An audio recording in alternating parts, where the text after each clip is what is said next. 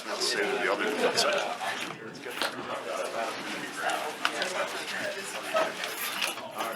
Look your big head. We got practice room. No, just kidding. Just kidding. Just kidding. You guys got me. All right. I do. I am going to get going here just because we're practice starting here in not too long. But at the same time, no changes really from what we had the last time we talked, which I think was Monday. Sherrick is in the concussion protocol, but other than that, we'll head out to practice today. What's your thought process on how you can stem the tide for your defense right now and make sure that they can get back on track? Yeah, when you step back and you look at everything with them, there's a lot of elements I think that go into it.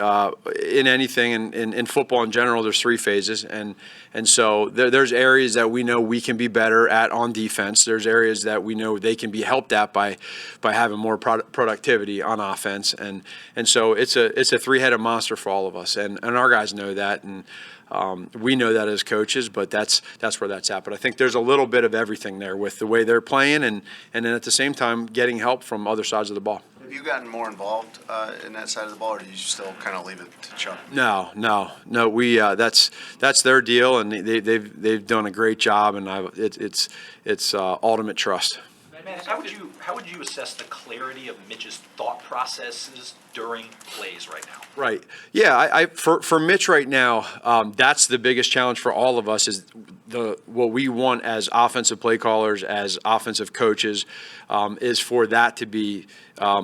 It's never going to be perfect, but to be as effective as possible. And so, what does that mean? Well, that's timing. So when timing is related to footwork, and I think in general, then it's repetitions at specific plays that he feels comfortable in. So, is it where we want it to be? No, it's not. But we want to make sure that we're helping him as much as we can to get to that point to where he feels extremely comfortable. I was going to say, do you subscribe to the saying that the calmness of a quarterback's feet is a reflection of the level of calmness in his mind? Yeah, for sure. Okay. For sure, absolutely. And for me, it's the only position that I played all my life, really, until when I was like 10. I played running back one year, had a bunch of touchdowns. But other than that, that's what I know. And I know that I did have happy feet, so I can relate at times. I used to get made fun of in college for having that. But when you do have happy feet, it can affect your timing and your calmness and where your vision goes. In general, the decline in production in competitive position. Yeah. For your offense in general. Well, it's a culmination of a lot of different things. We had some injuries early on. We do have a lot of the tight ends on our roster right now. They're all a little bit different, whether it's special teams related, whether it's what they have with their physical traits, size, ability, all that. So I would agree that I think that's trying to figure out those positions and how they match with what we do offensively. Again, but those guys are all trying, and we're trying to fit, and there's that's another part of the element to all of this, Now, when you're coming off of a game like this, when do you start, your own, game planning, call sheet, all of that, and is there a risk of overthinking it, overdoing it? Sure. In the past, when things have been rough for you, how have you gotten yourself out of? Right. Well, I always say the 24-hour deal, but it's always less than that, because after a game you have that night. That's when you do your most reflection on how the week went and why things went the way they went. The second you wake up early and you come into the office, you realize that the sun came up, and you realize that if you start holding on to what just occurred, you're gonna be paralyzed, and it's going to affect you for the next week, and you can't have that. So in the morning, we'll go ahead and we'll watch together as a staff. We'll go through the whys, and then but then you have to do your best. You have to put the feelings aside and understand why the execution, what happened with execution, what happened with play calls, what happened with all that. Put it all together, and now you get another week to try, to put things back together and try to figure out all those whys and how they intertwine together. You had said after the game that if somebody else would be calling plays. Yeah, correct. Correct. Do you plan on calling plays Sunday? Yeah, I do. Yeah. You said you were going to meet with Mitch on Monday. Are you able to share what that was like and how he received some of the criticism Just watch the tape. Yeah, so we do always meet after these games, so that's pretty common, and we like to talk through, where things went and that sort of thing. So, for us, the biggest challenge is right now is number one as a team. For me as a coach, I have to deal with that, but then as an offense and where we are, we come into this thing, and whether you say as a team, you have expectations from others. Right? For us in our building, we like to call them, we have high intentions. And so, well, as an offense, it's the same thing. Coming into this year, our highest intentions weren't to be towards the bottom of the league in offense. So we take all that big picture, and now we get together, Mitch and I, and we talk, and we go through each play. And just like I talked with y'all here in regards to progressions and why did this happen. And it's amazing to me what I find is for instance, there's some routes and plays that you think that you go through when you watch on tape, and it happens so quick. But when you break it down and you take it back to maybe whether it was practice, there's different elements to certain plays that we all, even myself, see, and you think, okay, well, shoot, you missed this throw, or you didn't do this or didn't do that. But there's other parts of it that happen. All that gets magnified when you lose. It happens all the time, and so I have to temper that part of it with him in particular at that position, just because there's a lot of expectations and there's a lot of want right now from him and from us. So Matt, guys discussed a couple of your players discussed the possibility of a players-only meeting. What do you think about that concept, and do you know if that has occurred? I have no idea. I mean, that's every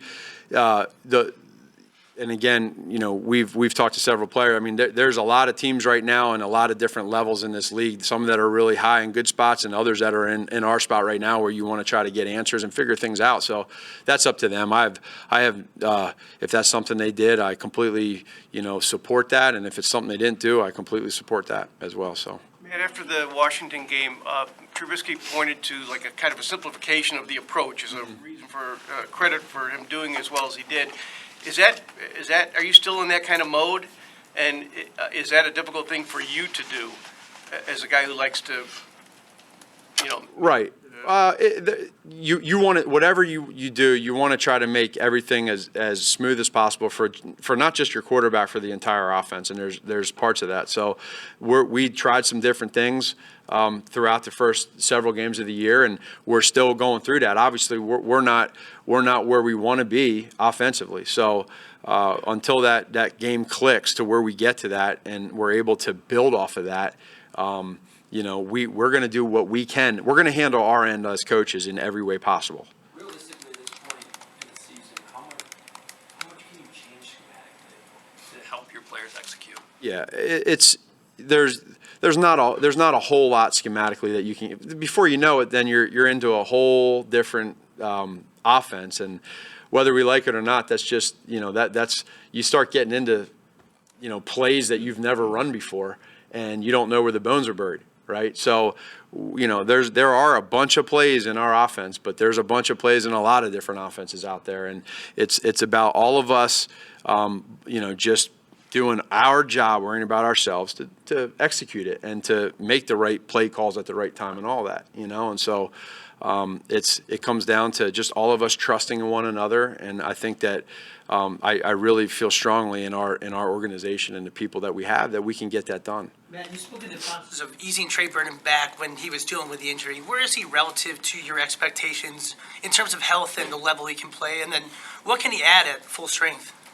Well, his experience when he's full strength is very valuable because he knows how to beat zones. You see a lot of zones in this game, and so you have a good feel for that. And I definitely think he's definitely trending upwards in his health.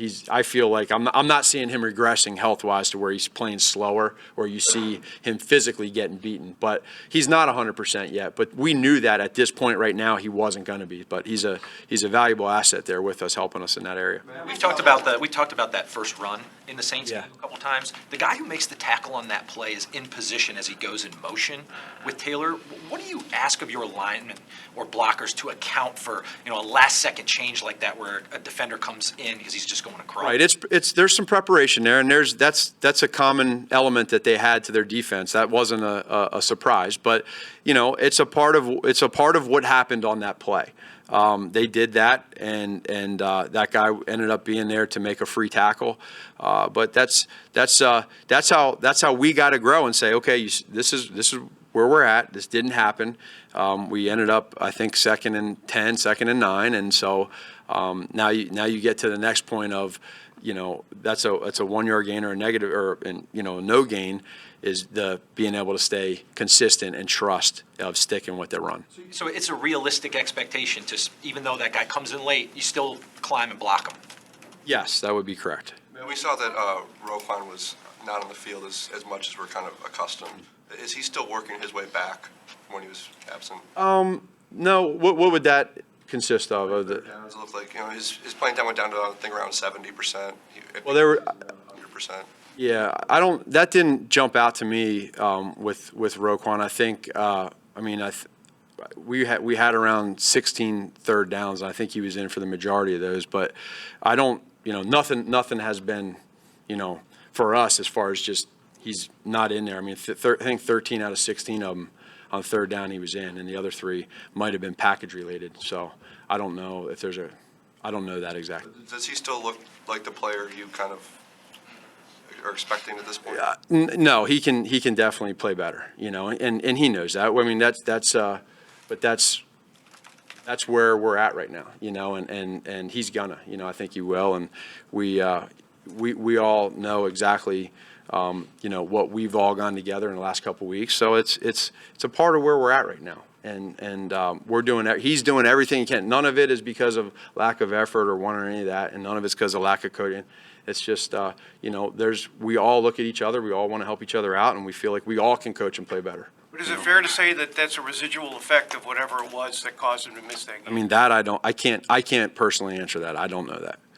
You talk a lot about keeping blinders on. Has that, or do you see that becoming more difficult as the noise outside this building has gotten louder over the last couple of days? Yeah, the real part is the noise, because here's how I know the noise has gotten louder. Because I get a bunch of text messages from a bunch of people in a good way, with support. So that's how you feel that, and you understand and you appreciate that. But it doesn't get tougher for us because we know how to handle things internally. It's first of all, you have to be able to accept the fact that we have a city that is completely ready to go the whole way and has really great expectations, and they want the same thing that we want. Once you understand that, then you can get to the next part. Like I said, expectations and intentions. So we know that. We want the same thing that everybody's, why can't you do this? Why can't we want the same thing? And we know we're not there. So how do we get to that? And that's all we can do. Control what we can control right now. We can't control any of the other stuff that people say. That's for everybody else. We can control what we have today in practice, and then what we do on game day. That's the biggest part. And if we do that the right way and we handle it the right way, then it ends up, but then as I tell the team, the horse blinders stay just as strong right here when you go on a 10-game win streak or you go on a 3-game win streak. And I've never wavered from that. So it hasn't gotten harder for us. Coach, why did you change your practice time this week? This was something that was completely, for me, something that I thought about doing early in training camp. I wasn't sure when I was going to do it, and a few weeks ago I decided. So, that's I wanted to stick to it. I wasn't going to change it just because we're on a 2-game losing streak, and I feel bad for anybody. We want to change the time and help our guys out a little bit. How's it help them? What's that? How does it help them? How's it help them? What's the impact? Just you give them a little bit more time on the back end timing wise. As you look at the tape of your defense the last 2 weeks, does it appear to you they're a little less physical? You talk about Roquan, a couple plays he looked a little tentative out there, and if so, how do they get that edge back? Well, I would agree with that. There hasn't been that physicality, but they know that. And again, none of it is because of a lack of want. A lot of it just comes down to there's certain plays and certain parts of the game that that it's not getting done, and it was before. Now, you also, this is no excuse, but we lost Akeem Hicks on the inside, so there's a little bit there. Now, we had our guys step up against Minnesota, and that's what we're going to continue to need on that front line with the D-line to not get to second level, right? So when you stop that, then second level is open and you can make plays. There's a little bit of everything right now, and it all gets magnified when you lose, and in every area. And we know that, we accept that, and we want to make sure we do everything we can to prevent, whether it's someone's play or whether it's execution, the effort or execution. We want to do our job as coaches, and the players want to do their job and just stick together and play. Maybe it's more mental than physical. What kind of techniques do you use there to get them back to where they were? Well, then that's where, what I think is, when you say mental, I think it'd be preparation. And then there's reactionary skills of when it happens, you prepared, you saw it happen, and so you can react. That's probably the biggest thing, and you'd have to ask, that's something that you would have to ask each and every player, because they're all different on how much they prepare and how well they prepare. What are some coaching points for Tariq to try to get more explosive plays when the ball gets in his hands? Yeah, I mean, he had the one play where he ran laterally and didn't stick his foot in the ground and get vertical, but I know this, Tariq is doing everything he possibly can when he has that ball in his hands. It's zero about technique or what he's not doing, So it's just for us making sure, and he had touches, but there wasn't a lot of numbers with it, So we just got to, whether it's through scheme or whether it's, him taking two defenders out of the play and opening somebody else up, that's okay too. But it's nothing that he's doing, physically. Is it difficult, though, for a guy to sort of handle being the focus of a defense and not having those, plays over the top or whatever it may be that maybe were there in the past? You could say that. I mean, those guys have that. There's guys like that they're going to 29, Tariq is going to get double teamed in most games that we ever see. That's just the simple fact of the matter. So the more players that we have doing good things on the other end, then if they got to choose somebody else to double team. But he's going to get double teamed. They're going to have a plan. If you go back and watch the game, you saw what their plan was to hit him out of the backfield every play. So but what does that, think about this now. So you want to go ahead and you hit a back coming out of the backfield, and he's back there. What does that do to your rush? When you have a defensive end, 94 Cam Hayward, or you have Davenport over there, pretty good rushers, and they got to go and chase him out of the backfield, you think that helps your tackles out? So there's parts of that go ahead and do that. You're opening up and you're helping out other players on the team. Yeah. With Andy, you worked with a number of different quarterbacks, Alex Smith and Mike Vick. Is there a secret to working with a quarterback's, being one yourself, working with a guy's confidence? Is it something you address, or do you address everything else? How do you handle the quarterback's mind? Yeah, so what we've come to find out is, first of all, every personality with every quarterback is a little bit different. And I have had the luxury of, in Philadelphia and Kansas City, and not just all starters, but backups, dealing with several different types of quarterbacks mentally. And I think that there's certainly a technique. The yelling and the screaming with a quarterback usually doesn't work. You have to pick and choose when those occur. If that happens all the time, you become numb to it and you play tight and all that. That's what I've seen and witnessed and been a part of not doing. So there's a little fragileness to that, but it's always showing that you have confidence, not just in your quarterback, but we're talking about that, showing that you have confidence and ultimate trust regardless of what goes down. And when you do that, because this game is very mental, and at that position, you got to, just as physically strong and as many traits as you have as a quarterback, you got to be mentally strong, because whether it's on the field or off the field. And so you need a support system, and that support system comes, from my opinion, the head coach, your position coach, and the coordinator, and then your other teammates, in that room. And that's, I've never been around a bad quarterback room in the NFL. I haven't. And so I'm used to strong cultures of guys that support one another when you're having some down days. And that's why I refuse to you know, I refuse to not get positive. That's just, and, you know, with our quarterback, I want to make sure that he understands that we're going through this thing and we are going to help everybody out, including him, as much as we can. And it's winning cures a lot of things. We win and it cures a lot. Where would you rate his confidence, Coach? I think his confidence isn't at an all-time high. I mean, we're struggling right now, but he's not the only one that the confidence is in there. But how do you get that back, right? You get it back by practicing hard, by actually getting tighter. We need to get tighter and understand, and I think that's the message that we've had, is get tighter, believe in one another, keep trusting, right? And bond together. And then when you get that one win, it just it's crazy. It's just absolutely crazy how that works. So we got to do that. Thank you, Matt. Thanks, Matt.